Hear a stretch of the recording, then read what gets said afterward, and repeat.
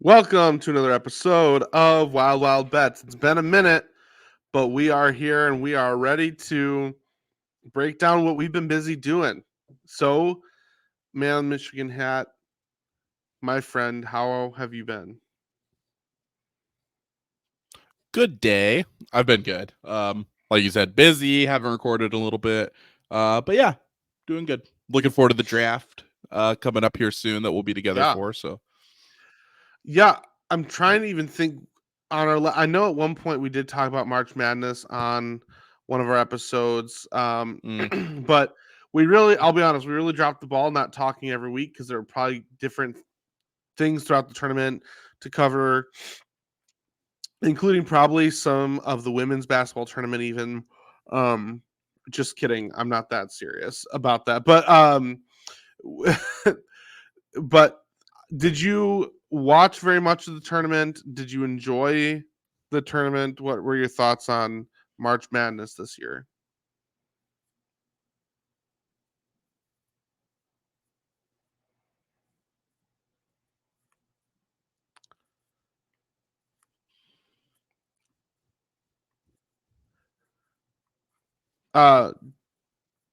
What were your thoughts on March Madness this year? Were you able to watch very much of it? Sorry if I missed anything. I was cutting out there a second, but yeah, it was really good. I always just enjoy March Madness when we're actually in the tournament more than I think I'm going to going into it. So like before the tournament started, it was like I don't know anything about really any of these teams. And we even said that in our preview, Yeah. It's like I didn't follow the regular season much at all this year. And by the time we get through the first weekend, it's like I have players I really like, teams I'm like high on, so it's easy to get back into it. So yeah, I thought it was really enjoyable. And like you said, even the women's games, like you had a few games, like obviously LSU, Iowa, and stuff that were big storylines. So yeah, I thought overall, like March basketball as a whole was fun. Agreed. Yeah, I also feel the same way. I go into it always kind of like, I don't know anything about any of these teams. I'm just gonna have fun with it. I'll try to enjoy it, and pretty much from tip off of that first game, I'm usually like, all right, let's do this. And once I hear the music playing and everything, I'm like, oh, I am in. It's not. It really gets you pretty quickly. I can't imagine what it's like to be somebody that's like genuinely always enthusiastic about college basketball. It has to feel like Christmas. Like it has to, because it's. But anyway, I enjoyed that was me with Michigan basketball. Like when I was sorry, cut there again. But yeah, like when I was in college, I was like a huge Michigan basketball fan, like even during the regular season. And then like knowing your team's going to make the tournament and then seeing like what seed are we gonna get, what region are we gonna get, it is way better. So part of me kind of misses that as a fan. But I think it's one of those sports you can even be a really casual fan and still get 90% of the full experience, I rarely tune in for college basketball during the regular season. I really don't even watch much of the conference tournaments, but when you get to the March Madness tournament, then I will watch. Excuse me. So I was just gonna say that honestly, I did pretty well in my bracket this year. My biggest mistake was I don't know. Again, I don't know anything about these teams. I'm just kind of going with vibes as I'm going through, and I had picked Marquette to go far. I had picked Marquette to win, and a lot of my philosophy behind it was UConn won last year. It's very unlikely these teams repeat, so I'm not going to pick them to repeat. Purdue, I did believe would get over the hump. I had Purdue going to the Final Four, but I was like, but Purdue, they will they will choke at some point. My biggest victories were I had NC State going to the Elite Eight, I think, and then losing. I had Alabama in my Final Four, which was a big victory because they were there. The big one of the biggest daggers for me, I know for a lot of places, a lot of people, was Oakland. I did have Kentucky winning that game, but I had them losing the very next game, so it wasn't that big of a deal. The big deal for me was Clemson. I had Clemson getting upset like in the first week or something, and they just kept winning all the way until the Elite Eight. Like that was brutal. But overall, it was a fun tournament. I lost my work pool because of my I lost my work pool, but I will say I think I was the only one that really made bold choices. Everyone else either chose Purdue or UConn to win. And sometimes you got to take big swings, and I did. So, yeah, you got to take big swings. It's just if you're wrong on the swings, obviously at that point your bracket's cooked. But it's like it's hard because very rarely do you see it look as chalky as it did. Like I know like Alabama, I think was a 4 seed, but to have a 1 seed against a 1 seed in the final, and like I was trying to be like creative and not pick UConn, like you said. right. But then very early on in the tournament, it was just very obvious they were on a different level than everybody else was.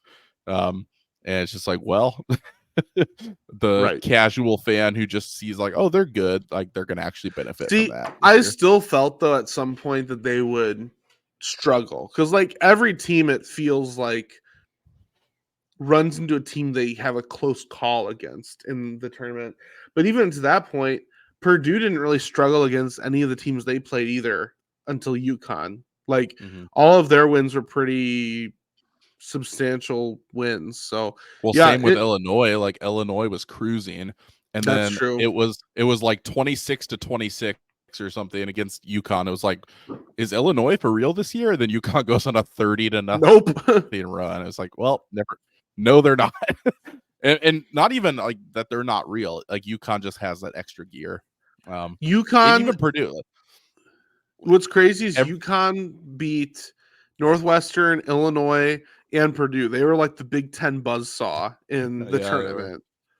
So, well, too, it's like every team that played UConn, even that kind of played them well, they'd be like, oh, they're only down 4, and then you look up and they're down 16. It's like, it's UConn just pulled away in these games. So, yeah, but really fun tournament though. It's like some people might see the final being Purdue against UConn and think it's boring. I thought it was kind of a perfect tournament in that you still had upsets along the way, but you actually feel like you have really like good matchups at the end. I mean, this is one of those rare times you can say where you truly felt you had the 2 best teams in the tournament. Yeah, because there's times where you're like, at least in the Final Four. Well, even like when Michigan went on their run, there was that year we played Loyola Chicago in the Final Four. Yeah. And that's just objectively not as good a game. It's a cool storyline, but I thought this year, like our Final Four games were actually really good teams too. So yeah. So that was that, and it's in the past. And since we've been gone, we had the baseball season begin. And that's been fun just to have that back in terms of betting. I obviously, as a Cubs fan, it's been a mix of both exciting and frustrating. Like the offense has been much better than I expected to start the year, but our pitching has been more problematic than I expected. Part of that's due to injury. Like two of our starting 5 are out for extended time. Justin Steele and Jameson Tyone. What's the update on Steele? Is he 10-day IL still, just kind of like waiting to see? Or I think they expect Steele to start in May, so a couple weeks. It's not that bad, really, but it's still just the first month. Like the Cubs have a brutal schedule. They have, they're playing tough teams, including a West Coast trip, which is hard. Like right off the bat, they have the two of their starters out, and because two of our starters are out, the bullpen therefore is also weaker and thinner Mhm. because we're pulling some of our long inning bullpen guys to take the place of starting roles. So our bullpen isn't as deep for that reason, and so then that's a problem. Yep. All that to say, they've been playing pretty well considering all those circumstances. So that part's been fun. And just like you and I have talked before about how baseball is just a very sensory sport, and even just watching on Oh, TV, yeah. having all the sounds of the crowd and the outdoors and the crack of the bat and the pop of the mitt and the umpire going strike or whatever, or Angel Mhm. Hernandez going strike when the ball is 5 feet above the strike zone. It just brings back it's the whole idea of how can you not be romantic about baseball is very true Yeah. once it's begun. So Especially the first time you get your own glove out and you go play catch outside. And have you like, done that? I haven't done that. I have, yeah. And then I have Did you? this. So I'm in like a city slow pitch softball league, and our first practice is Saturday. So yeah, you start getting the feel. I went to the batting cage today after work. And so yeah, I did the slow pitch batting cage for a little bit, and then I went down to the fast pitch baseball, fouled off a bunch of balls, had one hit, and I was like, all right, now I'll go back to the slow pitch. So yeah, you just you start doing the fun, like yeah, just it kind of corresponds to with the weather getting better and all that. It's just fun time of year. So Yep. and yeah, the Tigers have been at least entertaining. It's like they're the exact opposite team as the Cubs, where it's like your offense is really good, and talked about pitching issues. Tigers pitching for the most part has been really good, and our offense sucks. So um different frustrations, but it's just a roller coaster season. And I try to remind myself it's a long season, but I just get so wrapped up into individual wins and So losses. I have So to I have to say related to that. So this is the first year I'm in a fantasy baseball league, and mhm. I have I have no patience. I'm so the situation is that me and one other guy are joining a league, an already established keeper league of 10 people. Okay. So they did an expansion draft, and there were some good players, but like the stars of baseball, none of them are available, right? Okay. So basically, a lot of these other rosters are pretty much already stacked, and I've got some good players, right? And Mhm. so my first week, I the way they scored it was I had 3 wins, 7 losses, and 2 ties, and they do that based on there's 12 categories, and so then that you get points based on if you win a category compared to your opponent. This week Mhm. I'm losing like 11-1, and no matter and so anyway, I was so I was so fed up the other day. I dropped Alex Bregman and picked up Oswaldo Cabrera from the Yankees. And but if you look at their stats, Oswaldo Cabrera is hitting like 350 and whatever. His biggest problem is that he's a platoon player.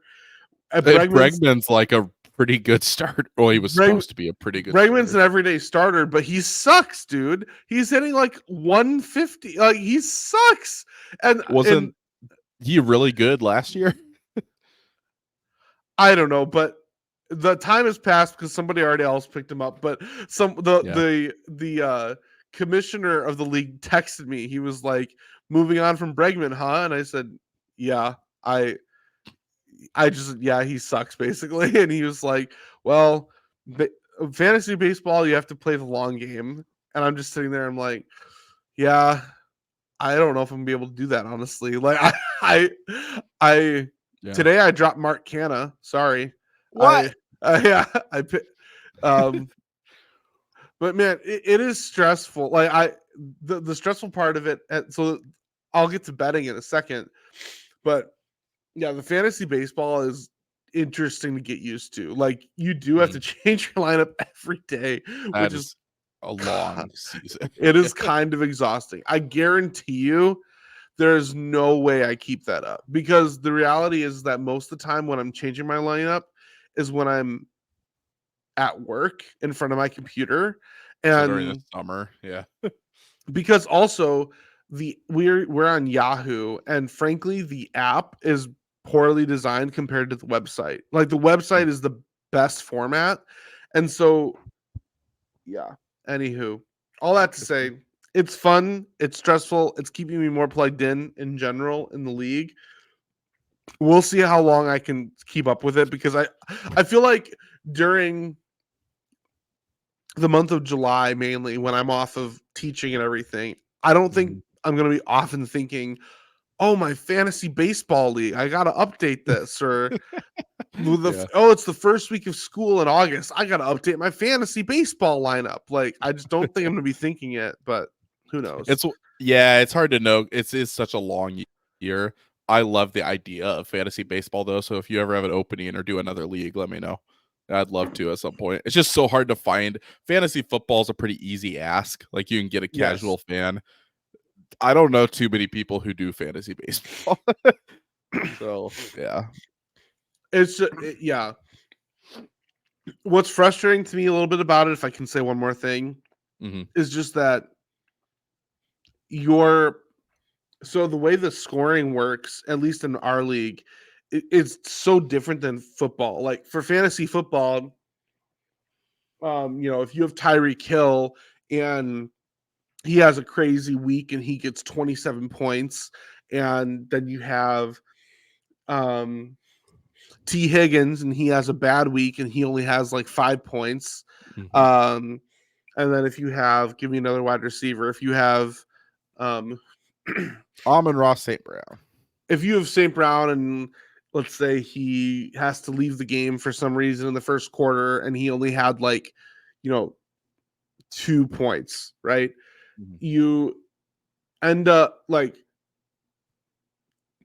St. Brown and Higgins points don't affect Hill's. Like you still get the benefit of Hill having 27 points. Like it's pretty substantial and that's good for your score. In ours, Mhm. the everything gets averaged. Mm. So if I have Mhm. a player who's hitting, 300, all the other players can drag him down. So like right now my team's average is 196, right? My Okay. my team's ERA that's for this week. My team's ERA this week is 10.07. Ooh.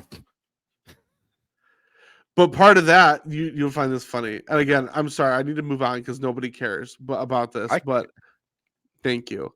Um, hold on. All right, so I had this. So part of the game is you have your starting pitchers. Well, you only have so many starting pitching slots, and so you have to bump your pitchers up when they are starting, so that way you can get the benefit of their points and everything, right? Mhm. Did you start that So Astros pitcher? yes, I did. So point 2 innings pitched, an ERA of 121.5, and a WHIP of 18.0. Oh no. Oh no. Yeah, Oh boy. so that didn't help. That sucks. Somehow my whip is still only 2.19, which I feel like is fairly recoverable. It's not great, I was but gonna it's say, did every other pitcher throw a perfect game? That's crazy. and even the 10.07 to bring it down from one whatever that was that I had 107 or something. 121.5 ERA. Oh wow. Yeah. Mm. So anyway, the Mm. only category I'm winning right now is saves and holds. I have Oh, 3 nice. to 1. Yeah. Oh, that's funny. Yeah. Anyway, it's fun. I think you would enjoy it, but yeah, Yeah. it is it's fun, it's challenging, overwhelming all at the same time. As far as baseball betting goes, you and I know, are both fans of Nerfy, no run first inning, especially Yes. earlier in the year. Um, I usually will only bet those if I'm definitely going to watch the game. Same. and I just haven't had as much time to be able to watch much other than the Cubs recently. So I've been making other Cubs bets along the way. But to Mhm. start the year, I'll be honest, I started really hot. And actually, March Mm. Madness, I had a hot stretch too. You did. Um, You were sending me some of those. yeah, I was hitting a lot of my bets, and part of it was because I was betting alongside my bracket, which did pretty well. Yeah. Baseball, I took a chance on. There's some really good teams in baseball and some really bad teams, and I was just fading the bad teams against the good teams, and I hit a couple pretty big parlays that got me into a good spot. But just like the prodigal son, I've squandered it all, and uh, now I'm relying on the Masters. But today I'm actually up a little bit from where I started. Let me see So here. Masters, we could transition to Masters bets. Are those paying out now, or did you bet like to win the Masters, or are they like opening day bets? Because we've Great talked about this. I questions. know last year I never have bet the Masters, and so I know we talked about some different options where you can bet. We talked about this last year if you listen to it, where it's like you can bet in groups, like to finish the top of their group, or you can bet like this player to finish above these other two players. But yeah, Yeah. are those like day one bets, or are you betting in like finals and stuff? Um, yeah, great question. Um, before we jump totally Masters though, with baseball, um, I was just gonna say a couple things I'll throw out there as tips is the Chicago White Sox, the Oakland Athletics, the New York Mets feel like teams that if you were to bet them every day, if you were to fade them every day, you would come out with a profit. Um, Name the teams again, because the Mets have been a little hotter lately. So I don't have know, they? but what teams? I said the Yeah. Chicago White Sox, the Oakland Athletics, Yep. and I said Mhm. the Mets. Is there a different NL team that would be better? Maybe the The Nationals. Rockies. Oh, the Rockies. No, the Rockies. That's what I was thinking of actually. The Okay. Rockies. Yeah. The So you put all Rockies. three in a parlay. You bet against all three in a parlay together every day. You'll probably make money. Is that your thought? Well, even if you don't do that, if you just do straight bets, even if Mm. you don't want to do all three teams, pick one of them. Like I haven't started it yet, but I've been telling myself every day I should bet $1 against the White Sox, $1 against the White Sox, like every day, Money line and or the -1.5? probably money line, just complete straight up fade. I know the Hmm. odds aren't as good, but like Yeah. I don't know. It seems Yeah. You'd have to do money line and just see like if the odds are like it's because it's gonna be like -600. So it's like, no, but it's are not. you No, it's not. No, it's you not. don't think? No, Let's look. no, you're Let's look for crazy. tomorrow. Even Money heavy line? favor. No, you're crazy. You're Well, they have drunk. like -1.5, +1.5. Let me look. All right, for tomorrow.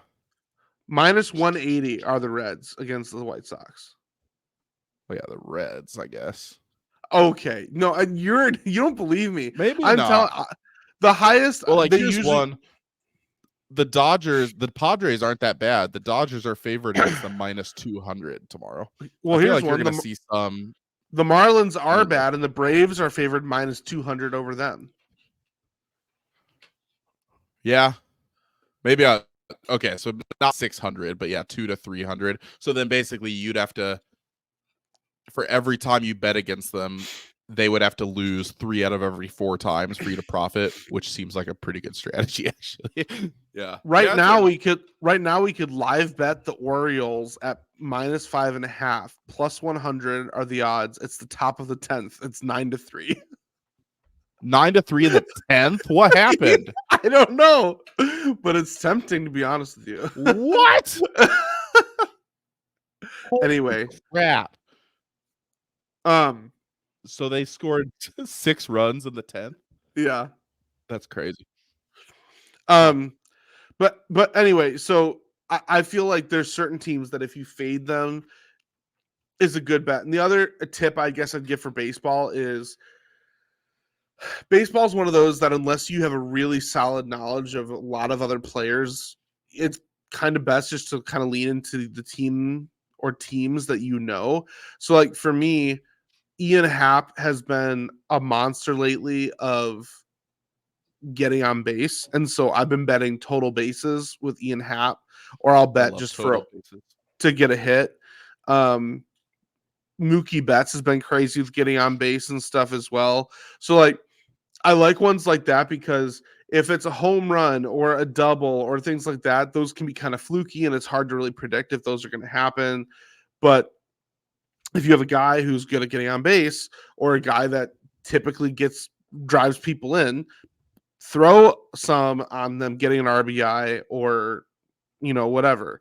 Um, so anyway, there's my little spiel on baseball. But going back to your Masters question, unless do you have any tips for baseball? No, I think that's really good. I'm looking here. One tip, and again, I haven't done this enough to say like this is the best way to make money or anything, but so like tomorrow, Tigers Twins. Tigers are favored minus 120 at home. That's not too bad of odds, but there's some games like where they're playing the White Sox where it was like minus 190 or something. You can't really bet that very often. And whenever I tried to bet minus 1.5, they always won by 1 run. And so as the seasons went on, I've kind of thought, all right, if I'm picking a team to win, but they're a big favorite, how do I increase the value without doing minus 1.5? One thing I've been doing is like Twins game tomorrow. Tigers are favored minus 120. If I look at Tarek Skubal's strikeout line, it's over under 7.5. So what I could do instead of doing that, go to alternate strikeouts. Tarek Skubal 6+ strikeouts is minus 390. And if I parlay that with the Tigers money line, which was minus 120, together they're plus 106. And so there it's like, all right, if Skubal doesn't get 6 strikeouts, the Tigers probably aren't winning anyway. So it's like Right. that's kind of a, you put together two pretty low, like pretty high likelihood plays to just get it close to even money, or you could do like Tigers money line combined with like Riley Green to get a hit, something that's going to be like minus 250, but combined with a minus 180 money line, maybe it gets you to minus 120. So I don't know, something I've kind of been playing with. Obviously now there's two things that can go wrong to hurt your bet.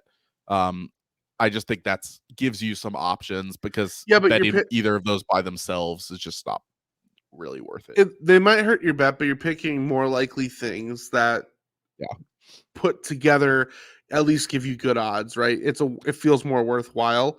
And things that make sense because like if Skubal doesn't get 6 strikeouts, like I said, like the Tigers money line odds are already going down. So it's like just put the two together because they make sense together.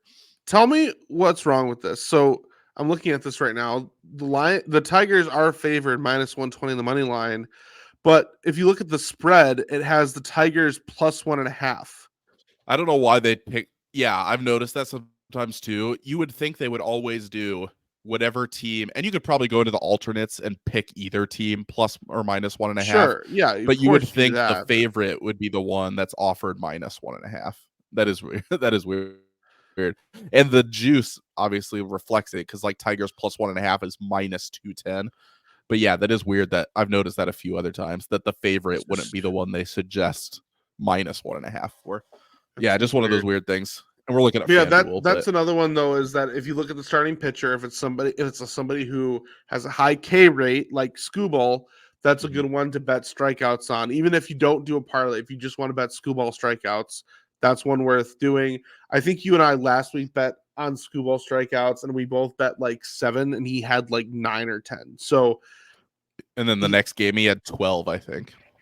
Yeah, so something, yeah. So you just get to, if you pay attention to certain players and certain teams, you get to notice trends that will help you. So with anything. But all right, so the Masters are underway as of today. We're recording this here on Thursday. So you asked about how I've been betting it. So I have I have simply one bet placed for the tournament as a whole. And then I'm doing other bets more Okay. on kind of a daily basis based on so that they have bets called, at least in these first 2 days of the tournament, they're called three ball, and that's because they have trios Mhm. that go threesomes that go hole to hole, Oh my. and Okay. uh yeah, and so anyway, basically, if you go bet three ball, what you get is they'll give you three players that are in that threesome, and then you can bet based on the odds that are presented. So most of them, because it is kind of a hard thing to predict, most of the players will have plus odds, which is kind of nice Mhm. because if you feel bullish about one guy over another, it can work out for you. So I have some that are still active right now, which is crazy. There's no way they must be. They've got to be done at this point. But They say I'm um, looking at them now. They say live on several of these. how are they playing? It must I be a don't know. lit course. That's crazy. Um, well, like, so here's one, for example. So I had Victor Hovland playing with Wyndham Clark and Cam Smith, and I picked Hovland at plus 170 and a hit. So that's he had. I don't have the scoreboard in front of me. I Oh, just have some of my these I'm looking bets. at are round. Okay, some of these I'm looking at are round 2, but some of these round 1s say live. So I think they are still playing. Um, Scotty Hmm. Scheffler, he that's a big threesome. It was Scotty Scheffler with Rory McIlroy and Xander Schauffele, and Scheffler's the favorite. He's been on a tear this year, and so if you want to make some safe money, betting on Scheffler is a good way to go. Scheffler's Hmm. also the one I put down. I guess you could call it a future on for the tournament to win. Um, so let's see. Will Zalatoris hit. Oh, my Uh, favorite. he was with Justin Thomas and Hideki Matsuyama. Patrick Mm. Cantley hit. He was with Patrick Lee and Fowler. And then they had a Tiger Woods special that I hit as Mhm. well. And it was for Tiger Woods to be par or better after the first three holes, and he was -1. I And saw he had a so birdie his first hole. yeah, he did. Everyone was going crazy, which is it's Mhm. just funny. The thing that's most infuriating is that I had 10 different three ball bets. Right? They have so many of these threesomes because I don't even know how many participate, but there's tons of players in this. Um, and I had 10 three ball bets. I bet them all straight and I bet them as a parlay. And the crazy thing is that my parlay right now is perfect minus one player. Mm. I bet John Rahm, and he is trailing to someone he's paired with Matthew Fitzpatrick. So So is that bet dead now? Because after round 1, he's yes. trailing? Okay. Well, yeah, because this is all just round one. This three ball betting is round by round. So all of this Because was you can just I see a Thursday bunch of 3 bets. ball round 2. So is it the same 3 in the next round too? Yes, so it'll be the same three, and then Okay. after Friday they'll make the cut, and then for Saturday, Sunday three ball, it gets a lot harder because it's the players that made the cut. They're better, and they'll Mm. reshuffle the three sums, and usually they'll put them together with players of intrigue. So, like if they Mm. think that you know if Scheffler is at the top of the leaderboard, and so is who else was up there today? Um, Brooks? Oh, no, Bryson DeChambeau is up there, and sure, let's say Brooks Koepka, even though Koepka and DeChambeau hate each other.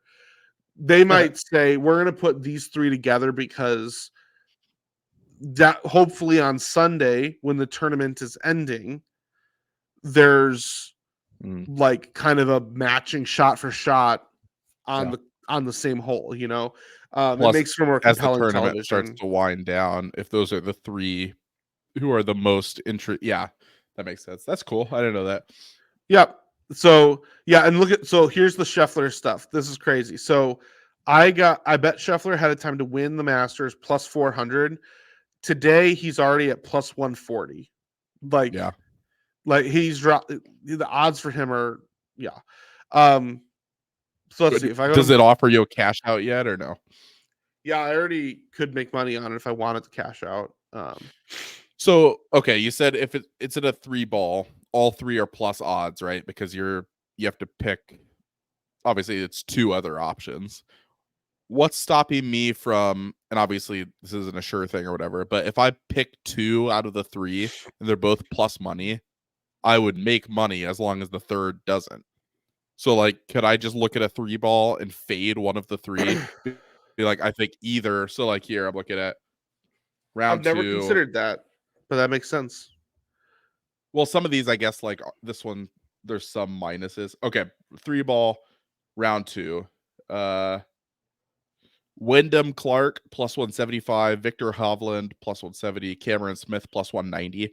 If I'm just like Cameron Smith's never going to win this, it's either going to be Hovland or Clark. I bet both of them. If either of them hits, I've close to doubled my money on that bet, and then I lose the other one. But like if I bet a plus 175 and a plus 170, I basically gain 70 cents on the dollar if either of them wins. The only way Right. I lose is if Cameron Smith wins. That'd be Huh. interesting to me. Because yeah, here's another one. Plus 150, plus 160, plus 250. If the guy who's plus 250, I'm like, yeah, he's not gonna be the best of those 3. I How just about place this? 150 and 160, and if either of those wins, I make money. How about this one? There's one that's minus 120, plus 130, and plus 650. Oh, is that Rom Fitzpatrick Dunlap? I'm looking at that too. Yeah. Yeah, so like what if I'm like, all right, I'm gonna bet Rom and Fitzpatrick. Dunlap's never gonna win that. So I obviously hope Fitzpatrick wins, but if he doesn't and Rom wins, all right, I lose a little bit of money because that was minus 120, but I don't lose much, you know. So Or if you you did could that, even would bet you a just little more on say? his. Would you? Oh, you would bet different amounts. That's what I was Well, I was gonna wondering. say you could bet different amounts to offset the odds difference, but I would just say you bet $10 on minus 120, 10 on plus 130. Or it's like, all right, I'm screwed. Now, if Dunlap wins, I'm out $20. If Rom wins, I make, minus 120. I bet $10. I win $8. But I lost 10 on my Fitzpatrick bet. So basically, I'm down $2 if Rom wins. But the way I would be the happiest is if Fitzpatrick wins, I'm up $13. So Gotcha. Which is why if you did the thing you were saying where all 3 are plus money, yeah, that would be where it makes more sense. So like the one under that, Finau, Straka Straka, and Mickelson. Mickelson. All right. Mickelson's old. He's washed. I'm betting Finau and Straka. Straka is the one I really hope wins because I get plus 210. But if not, Finau gets me not only break even, I make a little money at plus 115 if I bet $10 on each. That's not. I don't know. That's kind of cool. I might have to try this out tomorrow a little bit. We'll see. But here, I think Of course, if my you luck, yeah, the third guy would win. But like you said, if you know the guys really well, that kind of betting, you're really fading one golfer specifically. have you ever bet on golf? I've Really? like heard other people give picks and I've just blindly tailed them before. But no, I've never. I almost only bet stuff that I'm actually watching. And so since I've not really gotten into the Masters, that's plus like we've talked about before, like I didn't know like where to start and how to follow it. Like I'm not a golf hater. I just haven't ever gotten into it enough to like know where to start. So if I ever were going to watch it, like say we were ever together and I was watching it with you, I'd place a bet or two. Yeah. Well, maybe we should place some for tomorrow. We should. We don't have to do it right now live on here, but we should. I'm And down. I have just found personally, like specials, the overall leader and three ball to me is the 3 ball is the most fun to me just because it's day to day. You know, if you bet a certain amount of players, you focus zero in on them, you watch them, keep track of how they're doing compared to the other two. That's the way to make it most compelling, at least in my opinion. um but anyway, I was just gonna say, uh one interesting stat I heard today, which this kind of makes sense. I wish I would have thought of it, but Um, the stat was never has a rookie won the Masters. So basically, the point being like rookies usually struggle, which was part of my logic for picking Victor Hovland over Wyndham Clark. Wyndham Clark has been a hot name this year, but he is a rookie. So I picked Hovland over Clark, at least for day one. However, I'll be honest with you, I'm tempted to bet Clark for day two. And that's the thing about this that's interesting is even if Hovland, I don't know what he ended his day at, but let's say he ended it at -5. Okay. If Hovland tomorrow goes -4 and he's at -9 for the tournament, and Wyndham Clark goes -6 tomorrow, well, even though Hovland is higher on the leaderboard, Clark would win that bet because Mm-hmm. it's about that day's score, right? It's not about what is the updated score on the leaderboard. It's about that day's score from the round. So it's fun. It's very fun. It just takes a little bit of figuring things out exactly. So let me see here. Wyndham Clark Where ended +1. oof. So he's tied for 43rd. I haven't seen Hovland is yet. -1. Wow, that's rough. I haven't Hovland seen was that. -4 earlier. Dang, triple bogeyed on something. Well, like here, 3-ball round 2. All right, so you said you're thinking about taking Clark, but just as an idea. Okay, you mentioned Clark and Hovland. What do you think about Cameron Smith? Yeah, I see he's tied actually with Hovland. So if you're like, okay, Clark, I like, or say you look at it this way, rookies don't do well. I'm going to fade Clark. You take Hovland plus 170 and Smith plus 190. Or if you like Clark, you probably take like Clark and Hovland plus 170, plus 175. As long as Smith doesn't win, you're going to come out up, 0.7 Yeah. units either way. Yeah. Huh. Well, anyway, I'll text you tomorrow some ideas and we Yeah, can let's bet do a some couple. together. But Yeah. also Because it's on during the day, right? yeah, it's great. It's great daytime watching for sure. You should Perfect. know, by the way, if you didn't, that there's a golfer from Norway Norwegian. whose name is Thorbjorn Olsen. That's cool. It's a kind of lame last name though, just Olsen. Yeah, but Thorbjorn is It should be like awesome. Thorbjorn Skarsgård or something. It would be sick. So, but I mean, I think that's pretty much our show. I mean, the Masters is kind of one of the on the one podcast I was listening to today. They were talking about how Masters is kind of a monumental sporting event for mainly people that live in the northern regions of the country where it is too cold to play golf year round, because they were saying how kind of like That how makes baseball sense. signals summer is coming. Mhm. Golf is like the Masters is like, hey, the weather is nice enough for you to go to your local course and play. Like it is Yeah, it's like here. time to get out the clubs. The Masters are Yeah, on you. exactly. Yeah. So We're it's a fading fun. Tiger Woods too tomorrow, right?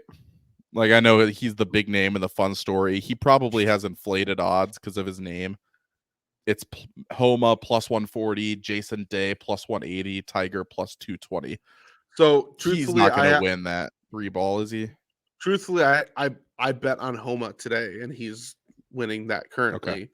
Okay. I probably would bet on Homa again I feel like tomorrow, to be honest, because because Day Tiger Woods is is going to get old inflated too. odds. Okay. Day, So maybe, yeah. you just do that. Just bet one and just treat it as like a fun, you bet one. But I am curious about if you pick 2 and just try to win a little bit. If you're like, all right, I'm going to fade Tiger Woods because he's definitely, See, I don't know enough about golf, I guess, that's but I one that don't see him winning that. That's when I feel confident enough that Homa is the best of those 3. Yeah. That So I you would just just stick with bet that. Homa. But Yeah. like the legitimately the Victor Hovland versus Wyndham Clark and Cam Smith, that one's tough because all 3 of them are right there, and they've all been competitive lately. That one I would be more tempted to like, all right, let's take let's try to take Hovland and whoever. But the thing that'll be interesting is we'll have to look to see if there's any specials that come up, and maybe they already have been. Yeah. But usually there's bets about like, will Tiger make the cut? Yeah, I've seen those. Because I think I would bet that he would make the cut, to be honest with you. Wow. Just because Huge. I don't know what the odds are now, but he's looks like he's probably going to finish his round at -1. It's not bad. And for day one to finish -1 is not bad. Mm-hmm. So I would be, I don't know. I don't know exactly what the cutoff is. I don't recall. But if you're in the negative, that's usually you're in the clear.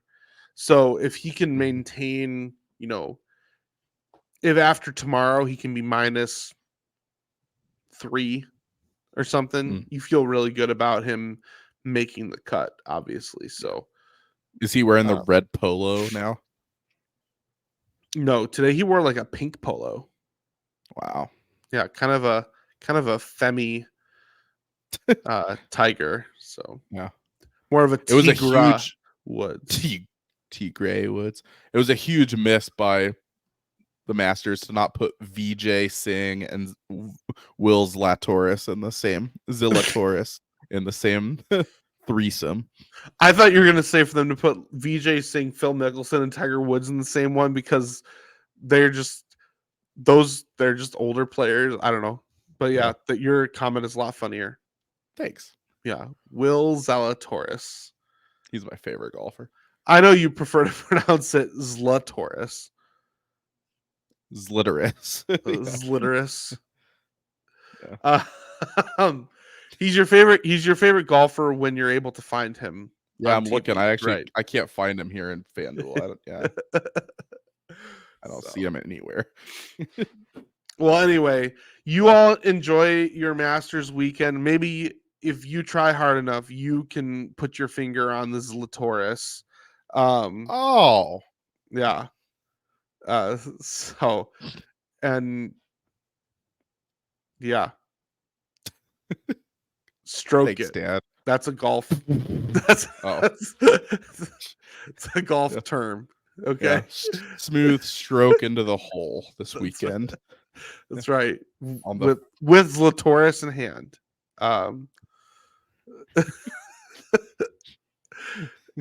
So anyway, enjoy your Masters weekend. Bet some baseball. Yeah. Be just slightly irresponsible. Have a good time. I said slightly. Okay, with reason. Measured irresponsibility. Be responsibly irresponsible. Yeah. Correct. Exact. Well said. That's our show.